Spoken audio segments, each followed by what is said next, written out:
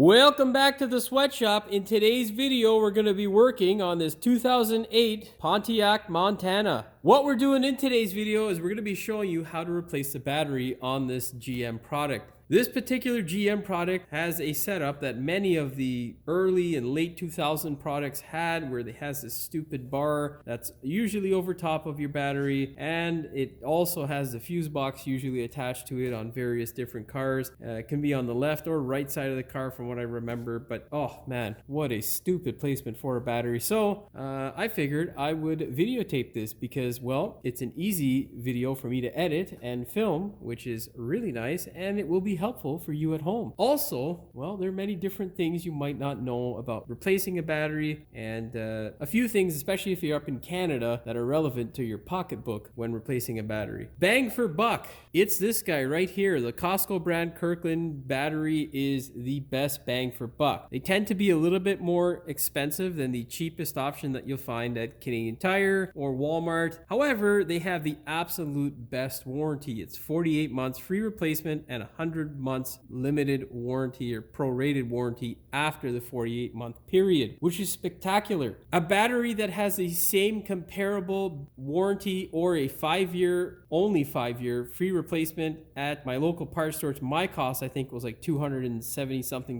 which is, that's goddamn expensive. Of course, there's also a core charge, which Costco has a lower core charge, and in general, it just has better service. So if you have a Costco membership, and this is coming from a shop, go and get a battery at Costco. It's the cheapest battery and most bang for buck in many cases. That being said, if you don't have one, Canadian Tire, if they're on sale, or Walmart is a decent option. You can look around at local battery suppliers, but truthfully, we mainly just get them from our parts stores, like Parts Source. Yeah, I barely buy any batteries from them now because their pricing is just terrible and the warranties aren't there to support the justification for the price. That being said, this is not a hard job. Definitely something you can do in the driveway to save yourself some money as long as you do it properly and are cautious. I would definitely suggest watching the full length of video before you go ahead and try replacing the battery on your own. Of course, before we get started with today's video, do me a big favor, hit that subscribe button as well as the notification bell so you never miss one of my new videos. Okay, let's go ahead, put the hood up on this thing. We'll take a measurement of the battery voltage. We'll describe the symptoms to you, and yeah, we'll go from there. That's the engine there, and GM, with all of its infinite wisdom, decided to put the battery under this sort of crap here. They didn't understand that there are other sections you could have put a battery or make it more accessible. No, they made it a little bit harder. So, not the most daunting task, but stupidly designed, as are most things by General Motors. Nonetheless, we're going to get through this together. What you need to do is make sure, whenever you're working with a battery, gloves. Very, very important. I would also go with getting some nice eyeglasses because, well, sometimes those things can leak out acid. And if you drop it by accident because it's kind of awkward to handle, or if you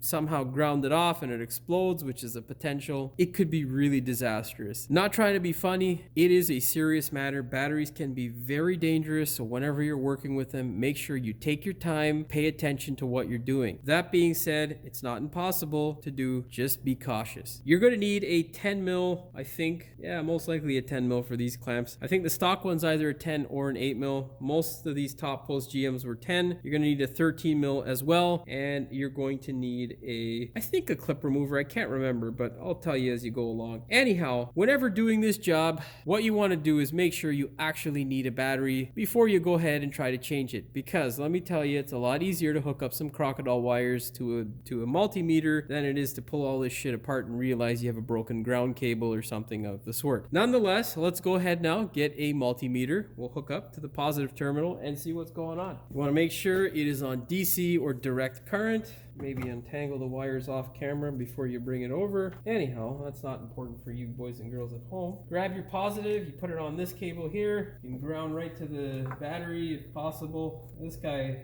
who owned the car prior to the new owner, well, he really likes sound, so you got all these goddamn cables and stuff, which is going to make our life a little bit harder. Nonetheless, your ground cable is right down in there. That's our positive cable right there, and you can see we've got 10.5 volts to this wire here. So you could say, yeah, the battery's dead, which it is. However, it is wise to make sure you get the reading from the battery post itself. The battery cable at the battery post, it is the same reading, which indicates that we have a dead battery. Now, say it was 10 volts over here and 12 at the battery post, that would mean you have high resistance in this wire. And what you want to do is check across from the positive terminal to the engine and then back and forth to make sure that there is no excessive resistance in the wiring. If there is, you've got another problem, and it isn't your uber expensive battery nowadays.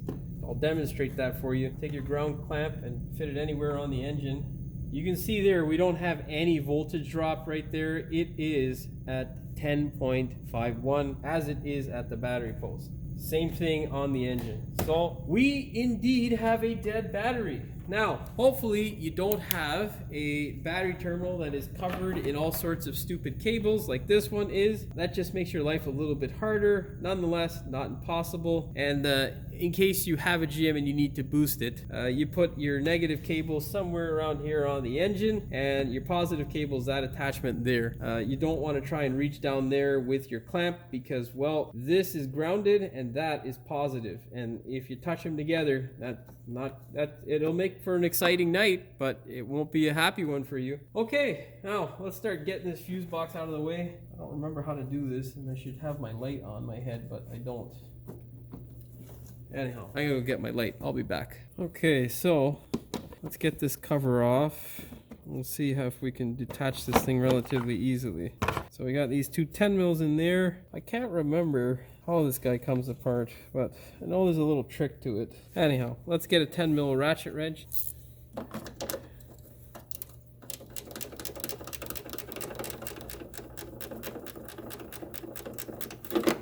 Hopefully they put a slot in it so I can wind it off without having to pull that bolt all the way out, because that's not going to be fun. Come on, GM.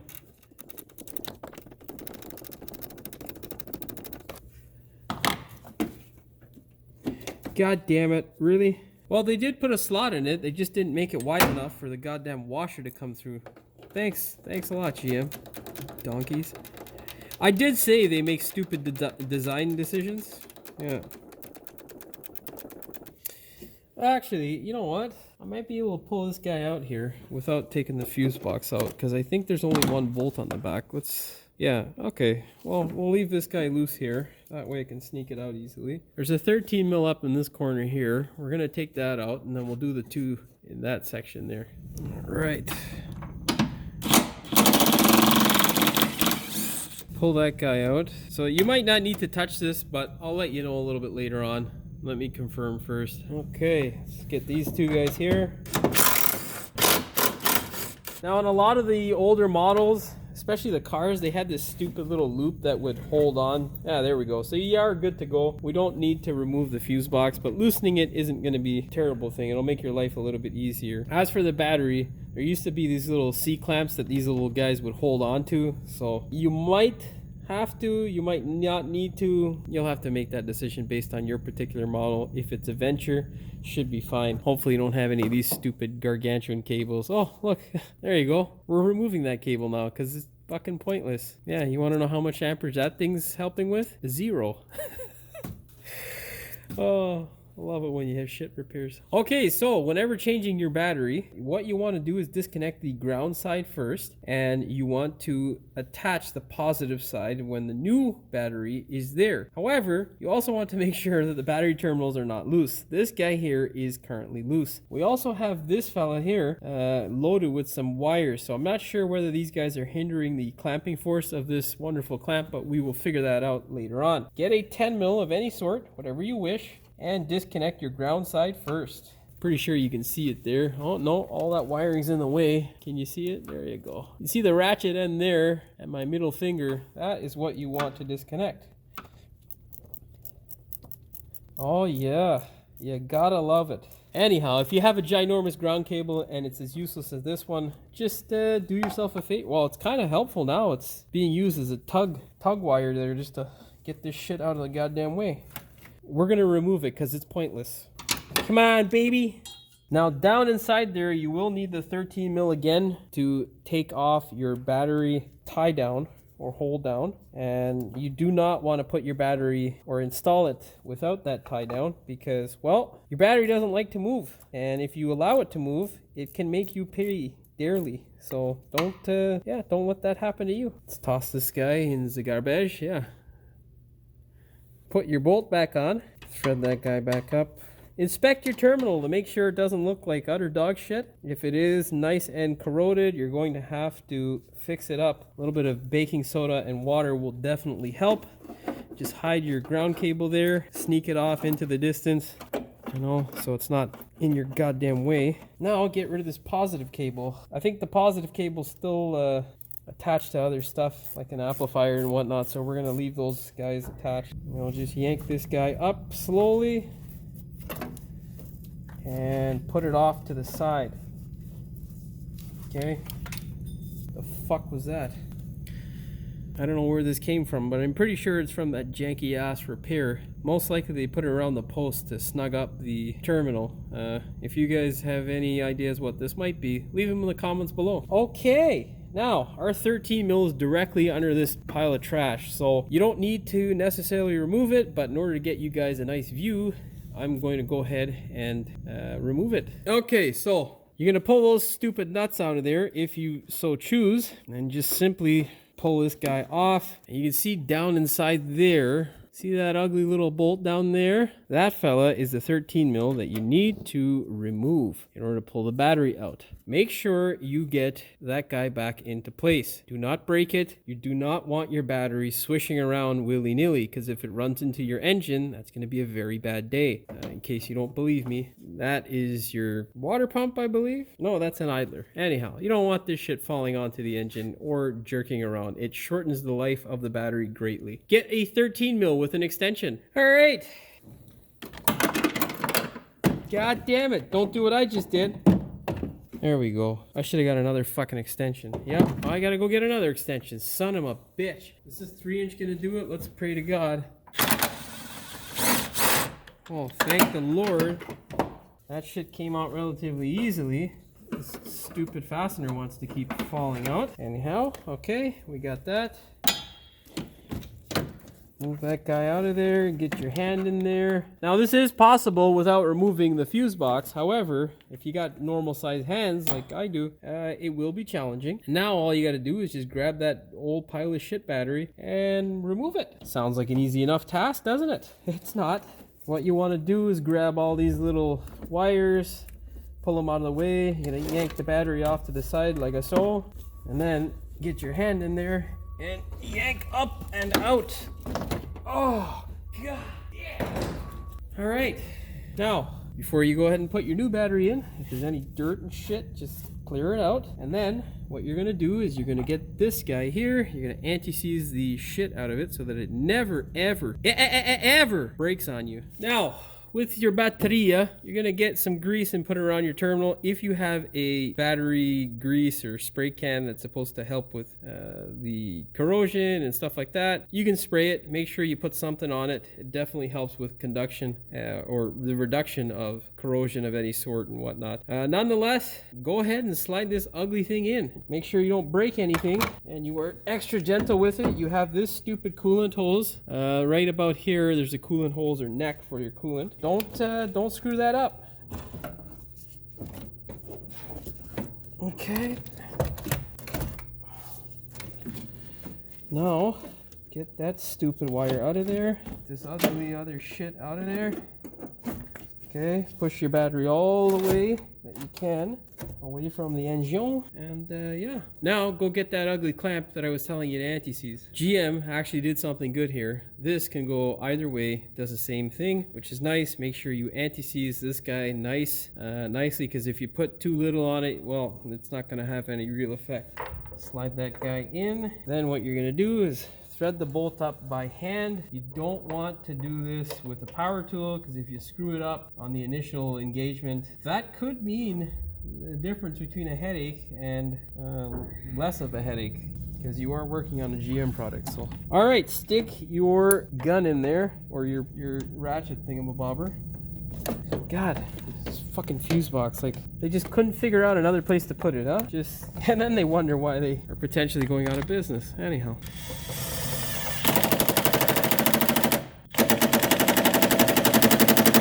A few light ugga-duggas will do the trick. I don't know what the torque is. If you want to torque it, I'd probably say no more than 15 foot-pounds. Yeah, don't be an animal, you'll be fine. Make sure the guy doesn't move in there. Nice and stuck in place, okay? And now, let's go ahead and place our stupid fuse box back in its new home. And I'll adjust my camera angle so I can show you guys what's up. Well, kind of a good thing that I didn't bolt this ugly thing down yet. Can't really show you much because of the angle. So let's move that out of the way. You're gonna get this wonderful positive terminal because everybody loves a positive post in such a negative world. You're gonna put this thing on as low as you possibly can, and it makes a nice contact. Well, that's not gonna do us very good.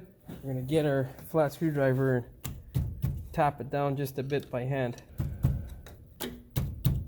Okay, I should get a 10 mil. That's what I should do. Get a stubby ratchet with a 10 mil and just thread it up. Yeah, this guy's still loose, so looks like I'm gonna have to do some terminal repair. Yeah, that guy's too loose. All right, anyhow, let's go ahead and affix our wonderful negative terminal.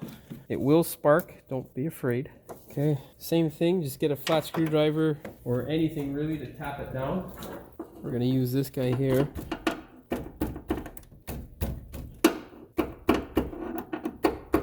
You're just trying to push it down on the post. It's kind of hard to do with your hand because, well, as you can see, there's not much room in there. And now just be careful and aware of your surroundings because you are live. Now, I'm gonna go and fix this wonderful stupidity off camera. And if it's not something that's, you know, something stupid, then I will show you, okay? I shall be back. Yeah, so it's a stupid problem. Basically, that nut there, you can see it's a special nut. You can see there it's a special nut that basically, as it clamps down, it's going to pull this section across, applying clamping force to our wonderful clamp. Of course, the geniuses who had installed this entertainment system couldn't understand that. So we're going to transfer these two cables over here to this base, and that should take care of our problem. Now, let's go ahead, fire this guy on, make sure our terminal is nice and pretty. Okay. Few light ugga-duggas and there we go, problem solved. So let's take care of the rest of this here. Slide that wonderful fuse box back home. Okay, all right, let's remove our 10 mil here. Put these ginormous stupid cables on and hopefully that doesn't cause a problem. Yeah, that's not gonna work. We're gonna have to do this like a show.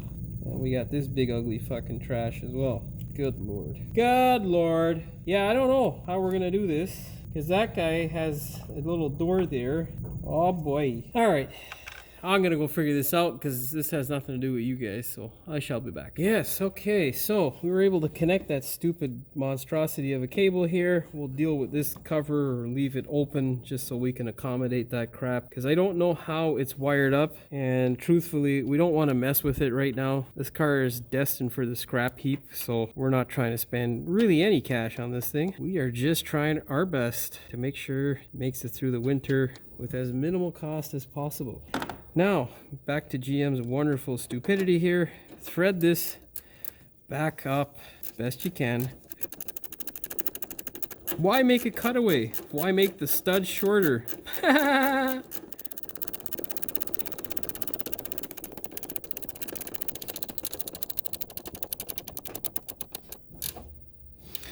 And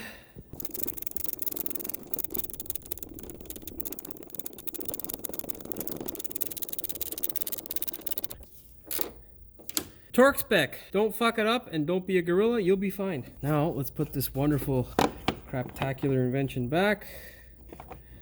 Okay, we're gonna have to clip that guy together, and now we'll figure out what we're gonna do with this guy here. I think we're just gonna end up leaving it like this for now. Now let's slide that ugly bar back into place. Remember, do not touch the positive terminal. Very, very bad. Bad things will happen, and well, no one wants that.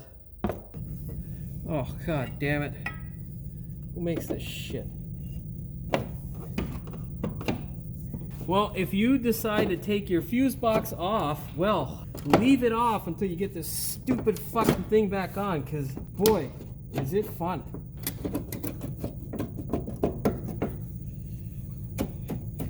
Like, really? Who signs off on this stuff? You know, that's my question. Yep, looks like a good idea, sir. Whoa. Okay, so we're almost there with this ugly thing. Yeah, I would 100% say that it would be a much better idea to leave the fuse box disconnected before you put this goddamn shit in. Okay, go ahead, put your bolts in, make sure they're nice and anti-seized.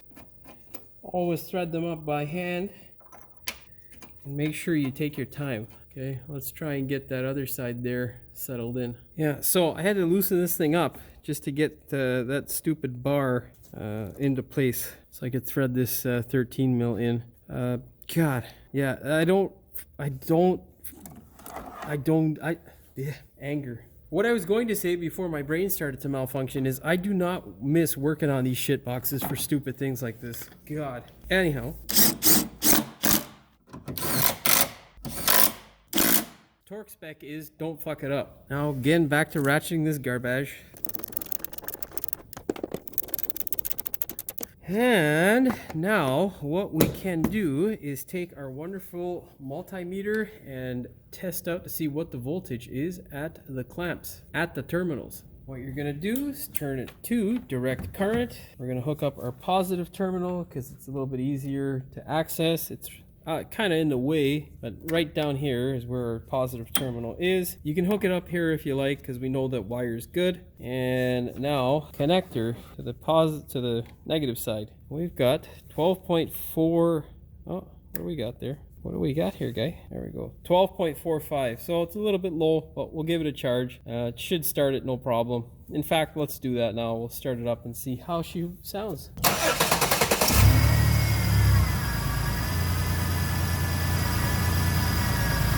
Well, she's got lots of juice, and you can see our alternator is working well as well. It is at 14.3.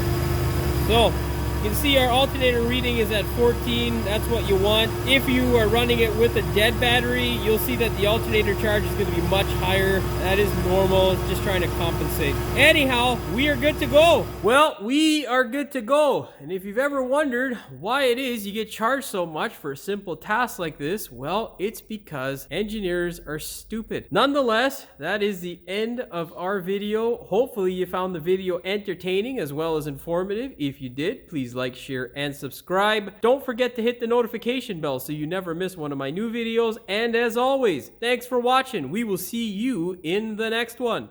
Oh my God, fucking compressor, man. And as you can see, this is our wonderful engine. Of course, off in the corner here on the passenger side or right side of the vehicle, fucking compressor, cocksucker. Anyhow, I'll be back. As you can see, that is our wonderful V6 engine. GM with all this infinite wisdom, is what I said, no? Anyhow, all jokes aside, or any sort of, no jokes, what the fuck am I saying? Now you can see there, oh, damn it. We're gonna remove it because it's fucking pointless. Oh, excuse me, YouTube. Settle down, camera. You son of a bitch. Let this fucking thing settle down. Focus, you fuck. Motherfucker. Maybe I should have left that fucking shit off. I'm not gonna loosen that shit. I'm gonna fucking ram this thing in there. There you go. It's not gonna hurt me as much as it's gonna hurt you, car. No, there's not. So what the fuck, dude? God. Yeah, anger. Fuck you, GM. Peace!